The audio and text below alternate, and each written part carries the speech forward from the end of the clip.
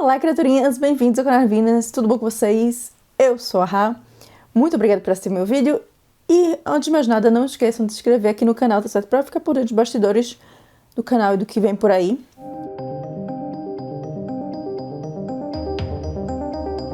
Então, hoje estamos aqui com mais um vídeo do nosso especial do Grishaverse, tá certo? Hoje falando do segundo livro da trilogia que começou tudo isso, Sol e Tormenta, ou Siege and Storm, como é o título original dele, tá? Porque a versão que eu tenho é a versão em inglês.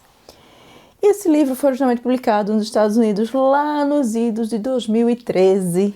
10 anos atrás, meu Deus do céu, como eu estou velha, ainda estava na faculdade naquela época. Menino, que coisa, não? Então esse mocinho que já tem uma década. Mas assim, antes de começar a falar do livro de verdade, deixa eu só avisar pra vocês que esse vídeo vai ter o mesmo formato do meu vídeo sobre Shadow and Bone, tá certo? Sombra e Ossos. Vou deixar linkado aqui em cima pra vocês. Então, primeiro eu vou fazer um resumo, uma sinopse do livro, basicamente pra dizer qual é a história dele. Depois eu vou comentar a minha opinião dele, falando de alguns pontos técnicos também da história.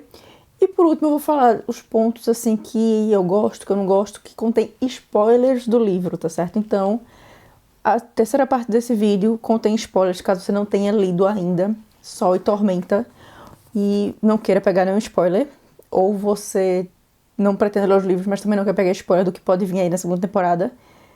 Eu vou deixar o aviso aqui de spoiler quando eu entrar nessa parte que contém spoilers, para vocês poderem sair do vídeo, tá? E não pegar spoiler nenhum.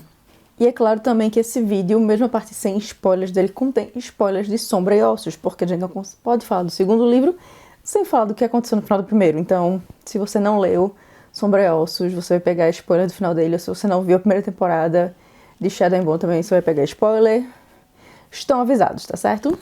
Sobre o que fala Sol e Tormenta. Então, a história de Sol e Tormenta começa alguns meses depois de Sombra e Ossos. Alina e Mal conseguiram fugir de Ravka com sucesso, sem problemas. E estão há alguns meses em Nova Zen, tá certo? Que é um país que é do outro lado do mar de Ravka. Eu vou botar aqui o mapa pra vocês verem onde é Ravka, onde é Nova Zen. E eles estão vivendo lá escondidos como fugitivos de Ravka e trabalhando para juntar dinheiro para poder fugir para mais longe ainda de Ravka, para conseguir realmente fugir do Darkling e de todo o exército de Ravka, tal, que tá todo mundo procurando eles. Mas claro que como o livro é grandinho, a paz do pobre do casal não dura muito tempo e eles são capturados pelo Darkling, que não só sobreviveu à Dobra das Sombras, junto com o lacaio de Livan, que ô macho chato, como também voltou da Dobra com um novo e muito sinistro poder, para piorar ainda mais a vida da nossa heroína.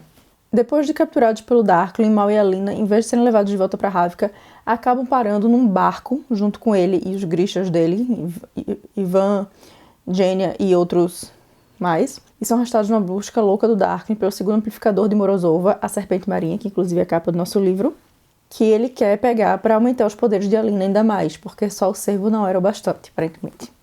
E o navio é comandado pelo corsário pirata, vamos falar a verdade, ele não gosta de chamar de pirata, não, mas é um pirata, Stormhound, que acaba se revelando um aliado inesperado de Alina nessa jornada. Esse é o resumo da história sem spoilers para vocês, tá certo?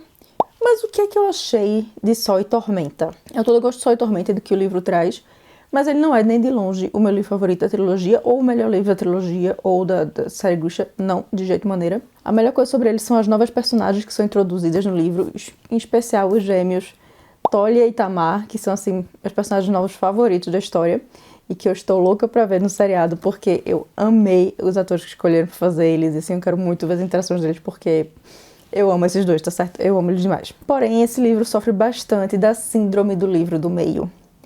Ou seja, não acontece lá muita coisa nele, ele parece mais um episódio filler de anime do que qualquer outra coisa. É só encheção de linguiça a maior parte dele. Enquanto no primeiro livro a gente vê a Alina se desenvolvendo como personagem, se desenvolvendo como Grisha, aprendendo mais sobre si mesma, nesse livro muitos capítulos são muito mais do mesmo, o mesmo conflito acontecendo o tempo todo, que não é um conflito assim que empolga você ou qualquer coisa assim.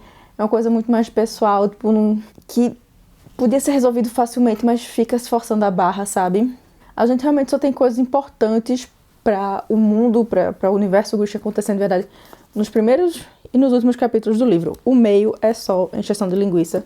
Tipo, claro, tem coisas importantes para construir o universo, mas que torna a leitura meio monótona por não ter tanta ação, não ter tanta coisa acontecendo de verdade. Basicamente, no momento que a Alina bota o pé de volta em Ravka, tudo fica meio mais do mesmo, sabe? Tipo, no começo tem alguma coisa acontecendo, mas depois é mais do mesmo. Porém, Bardugo usa isso bem pra explorar outros personagens além de Alina. Tipo, a gente continua tendo a narração em primeira pessoa dela, mas com essa vibe mais parada do livro, a gente não só conhece melhor os novos personagens que são introduzidos, como a gente pode explorar melhor personagens que foram introduzidos no livro anterior, mas que foram vistos muito rapidamente, sem nada muito profundo. E dos personagens anteriores que mais ganham destaque nesse livro são Zoya e David. Tá certo que eu gostei bastante disso. Zoya finalmente parece como alguma coisa além da garota má, que vai ser a rival amorosa de Alina.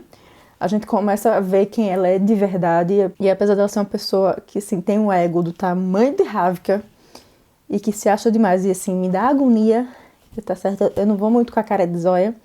Mas a gente vê quem ela é de verdade, o soldado que ela é. Ela sai da sombra que o Darkling projetava em cima dela nesse livro para realmente se tornar uma personagem própria. A gente entender melhor as motivações dela, o porquê ela tá ali no segundo exército. Eu gosto bastante disso. E David também, a gente conhece mais dele, não só daquelas ceninhas do crush de gênia nele, a gente conhece mais dele e vê realmente a pessoa genial que ele é. Como ele é o melhor fabricador que existe, tipo, não tem ninguém no nível dele. A gente vê isso e eu gosto muito. Mas agora, alerta de spoiler pra vocês, tá certo? Então, agora vamos falar dos pontos que eu não gosto tanto. Não tem nenhum ponto assim que eu vou falar spoiler que seja um ponto a favor do livro. São pontos que eu não gosto, mas que contém spoiler. Então, o primeiro de tudo é que esse livro me fez ter raiva dos machos de Ravka todinho, tá certo? Eu só passei raiva nesse livro com os machos. De um lado, a gente tem o Darkling sendo o vilão obsessivo que o povo shippa com a Alina. Sabe-se de lá Deus por que razão, que é além da minha compreensão, o ship do Darklina, especialmente nesse livro, porque ele literalmente virou um stalker. Não melhorou em nada, tá certo? A visão que eu tenho do Darkling. Do outro lado, a gente tem Mal sendo tabacudo porque resolveu desenvolver um complexo de inferioridade agora que a Alina se tornou alguém importante e ele agora vive nas sombras dela, no lugar dela viver nas sombras dele. E por último a gente tem Nikolai, o pequeno príncipe, imitando o Darkling e tentando usar a Alina para o seu próprio ganho. Então, não tem um macho que dê para defender nesse livro. Ou melhor, tem Tolia. Eu defendo Tolia e David. São os únicos dois machos nessa história que eu defendo. Apesar de tudo, eu gosto do personagem de Nikolai, tá certo? Inclusive, eu tô muito curiosa pra ver o desenvolvimento dele na ideologia do King of Scars, que eu vou começar provavelmente amanhã. Falta, acho que, uns 5 capítulos pra terminar Crooked Kingdom e pegar o King of Scars, então eu vou começar logo. Eu vou começar daqui a pouco esse livro. E assim, não tem como não gostar de Nikolai, porque se você é fã de Han Solo, você vai gostar de Nikolai, porque são basicamente a mesma pessoa, só que com sangue real. Essa é a diferença entre Han Solo e Nikolai, na minha opinião. Mas pra mim, ele também é a versão light do Darkling, a versão menos homicida e bem-humorada do Darkling. Por quê? Porque os dois têm propósitos similares. Tomar o poder de Ravka para melhorar o futuro do país e tornar um lugar mais seguro para os seus cidadãos. Tipo, o Darkling mais focado nos Grishas, Nikolai mais focado na Ravka como um todo. E ambos estão dispostos a usar a Alina para atingir esse objetivo sem se importar com o que ela quer para a vida dela, sem se importar com ela como pessoa.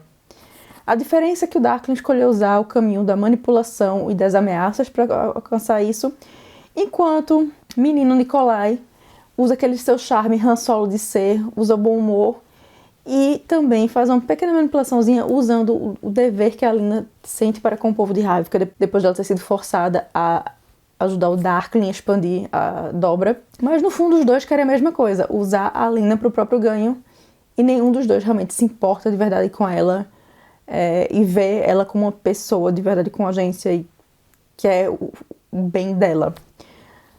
Algumas pessoas veem Nikolai como mais altruísta por isso, mas eu ainda assim acho que os dois estão mais ou menos no mesmo pé. Só que Nikolai ainda não foi totalmente pro lado negro da força como o Darkling foi, sabe? Inclusive, minha fala favorita do livro inteiro é uma conversa de Alina com Nikolai, quando ele tá dizendo pra Alina que Mal tá tentando ser o herói dela, e ao mesmo tempo que o próprio Nikolai tá usando a imagem de santa que o aparato criou pra ela, pro próprio ganho, pra melhorar a sua reputação. E ela responde a ele com: você sabe o problema com heróis e santos, Nikolai? Eles sempre acabam mortos. Pra mim, a frase que melhor engloba é a frase que melhor engloba o arco de Alina e Mal no Grishaverse como um todo. Eu gosto muito dessa fala. Mas a pior coisa de verdade pra mim nesse livro não é nem o fato que ele tem a síndrome do livro do meio. A pior coisa pra mim é o conflito central dele. Porque o conflito central dele não é o Darkling. O Darkling aparece só no começo e no fim do livro. No meio ele só dá umas aparições de mal-assombro. Mas o conflito principal do livro é o relacionamento de Alina e Mal. Que o relacionamento deles que tá nascendo em uma coisa nova. E assim, todos os problemas de relacionamento desses dois tabarés seria resolvido com meia hora de conversa sincera de ambas as partes, com eles falando suas inseguranças, seus medos, seus desejos, para resolver a conversa. Teria resolvido o conflito do meio do livro inteiro, tá certo? Teria diminuído o estresse dos dois, teria facilitado a vida dos dois. E vocês sabem que eu sou Malina, mas assim, nesse livro fica difícil defender esses dois, tá certo? Porque eles me fizeram passar raiva demais. Mas é isso, criaturinhas. Me conta aqui o que vocês acham de Sol e Tormenta e qual cena do livro é a favorita de vocês, que vocês estão mais ansiosos pra ver adaptados pra série. Porque pra mim, a cena que eu estou louca pra ver, que se não tiver eu vou ficar revoltada, é com certeza a Lina dando um murro, mais do que merecido, na cara de Nikolai quando eles chegam em Ravka. Tipo, pra mim é a melhor cena que eu quero ver reproduzida na tela, tá certo? Pago Netflix pra isso. Mas se você gostou do vídeo, dá aquele likezinho, compartilha ele nas suas redes sociais que me ajudou pra caramba e não se esquece de se inscrever no canal se ainda não é inscrito aqui, tá certo? Porque ainda vem muito vídeo do universo Grisha pra vocês esse mês. E também me segue nas minhas redes sociais, que estão aqui, pra ficar por dentro dos bastidores do canal, poder ver quando é que vai sair vídeo, porque, né, eu tento botar vídeo sempre que posso, mas nem sempre a cachola deixa. E também para poder conversar pauta comigo e talvez conversar teorias sobre a segunda temporada de Shadow and Bone. Me segue nas minhas redes sociais pra isso, tá certo? Mas eu fico por aqui e vejo vocês no próximo vídeo. Tchau!